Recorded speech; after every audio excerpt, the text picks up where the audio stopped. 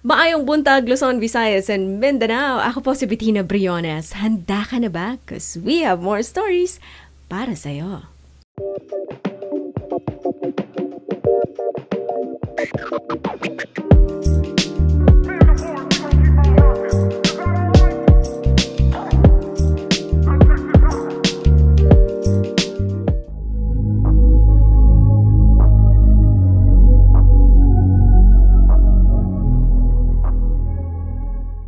Paano mo mamahalin ang isang ina kung buong buhay mo, hindi mo siya ramdam?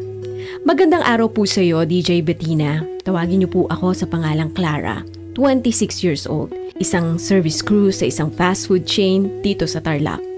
Bunso sa dalawang magkakapatid. Simple lang ang buhay ko. Wala akong masyadong kaibigan.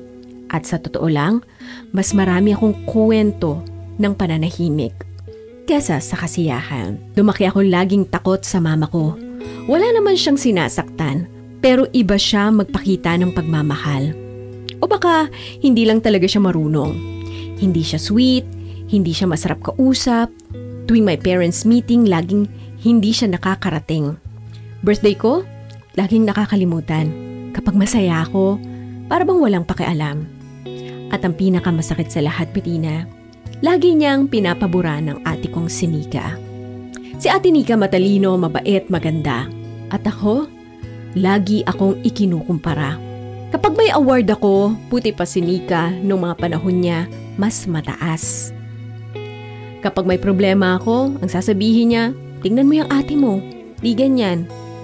Sa murang edad, natutunan kong patahimikin ang sarili ko. Hanggang sa lumaki akong may tanong, bakit parang hindi ako anak? Nung 18 ako, umalis si Ate Nika para magtrabaho sa Maynila. Doon lang kami nagka-oras ni Mama na kami lang dalawa sa bahay. Pero kahit kami lang, wala pa rin.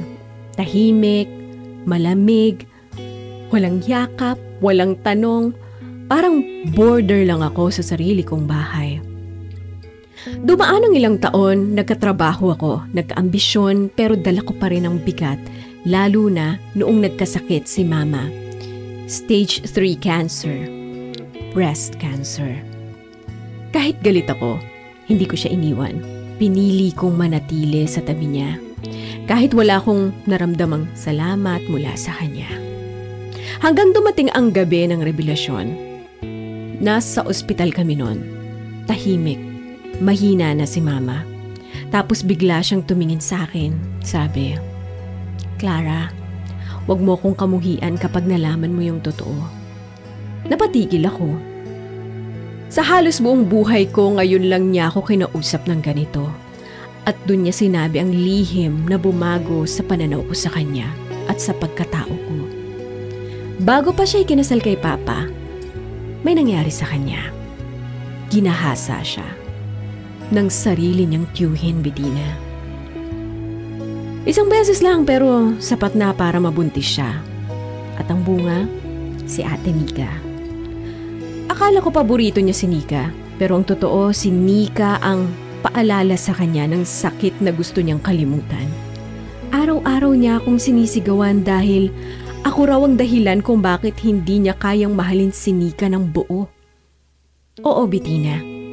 Ako ang anak niyang piniling mahalin, pero hindi maipakita. At si Nika, ang anak niyang pilit minamahal pero may masakit na alaala. Ngayon kami ni Ate Nika ay maayos naman ang ugnayan. Kahit wala na si Mama, sa puso ko araw-araw kong binubuo ang imahe ng isang ina na hindi ko kailanman naranasan. Pero sa lahat ng nalaman ko, natutunan ko na hindi lahat ng nanay na hindi nagpaparamdam ay hindi nagmahal. Minsan sila yung biktima na pilit nagpapakatatag sa katahimikan. Yung pagdistansya at kunwari walang pakialam ay paraan pala nila para makasurvive. Hanggang dito na lamang po ang inyong kamorkada, Clara. All of the love that I am able to give, like water from a well in me, provides for all of the need of those who who I am destined to give for and live for, but to share my life selflessly. I have to take care of me. I'm well, my love, be well. Oh, I'll be strong, for I've learned to love myself, my well-being,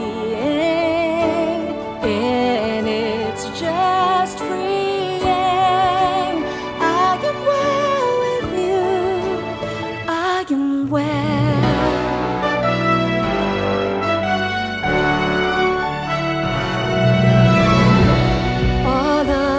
The things that I am able to give can sustain it impossibly. 'Cause I do get all I weary, just have one body. I can give what I have and I need to refill my empty cup. Every step is a brand new start. I'm well, my love, be well. Oh, I'll be strong, for I have learned to love myself, my well-being, and it's just freeing. I am well with you. I am well. Loving self is the greatest part of our lives. Our loving heart and warm embrace resides in a place that is secure to take care of its own. A healthy home. I'm well, my love, be well. Oh, I'll be strong, for I have learned to love myself, my well-being, and it's just freeing. I am well with you. I am well. I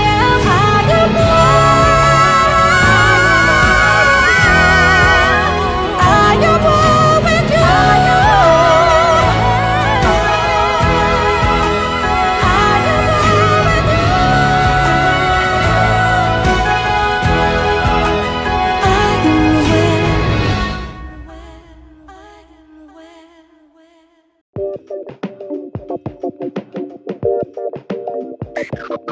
You know what, Clara? Alam mo, habang binabasa ko tong kwento mo, parang gusto tang yakapin ng sobrang higpit dahil sa ang bigat ng pinapasan mo ngayon. Hindi ko alam kung ilang taon mo nang karga-karga yan, ilang taon mo nang pasan-pasan yan, pero ramdam na ramdam ko sa bawat word na nakalagay dun sa kwento mo. Ramdam kita. Hindi siya basta-basta talaga. Mahirap yung ganun actually, yung mayroon kang nanay pero hindi mo nararamdaman sa loob ng tahanan. Parang wala lang din. Yung nandyan siya sa buhay mo pero hindi mo siya nararamdaman. Tapos may kasama pang parang comparison. Pero alam mo kung ano yung pinaka nakakagulat sa kwento mo? Hindi lang yung sikreto ni mama mo, kundi yung lakas mo, Clara, na kahit anong sakit pa at galit ang naranasan mo, nararamdaman mo yun, hindi ka talaga umalis. Kahit hindi mo maramdaman yung lambing ni mama, pinili mo pa rin talagang manatili. Hindi lahat kaya yon. Minsan, alam mo kung sino pa yung taong hindi mo maintindihan. Sila talaga yung may masakit na pinagdaanan, may mabigat na karga. Ang totoo, Clara, hindi mo kasalanan kung bakit hindi siya ganun ka-sweet, hindi siya ganun ka-expressive. Kasi si mama mo, may sugat siya na hindi lang basta-basta sakit. trauma.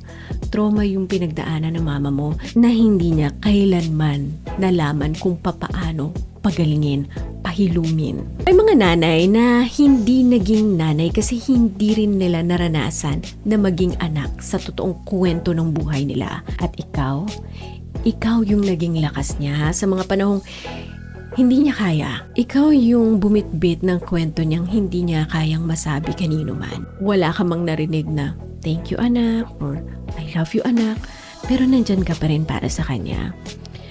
Sobrang bihira lang yun yung mga ganun, kasi madalas na hindi yung mga anak na nakaranas na ganyan.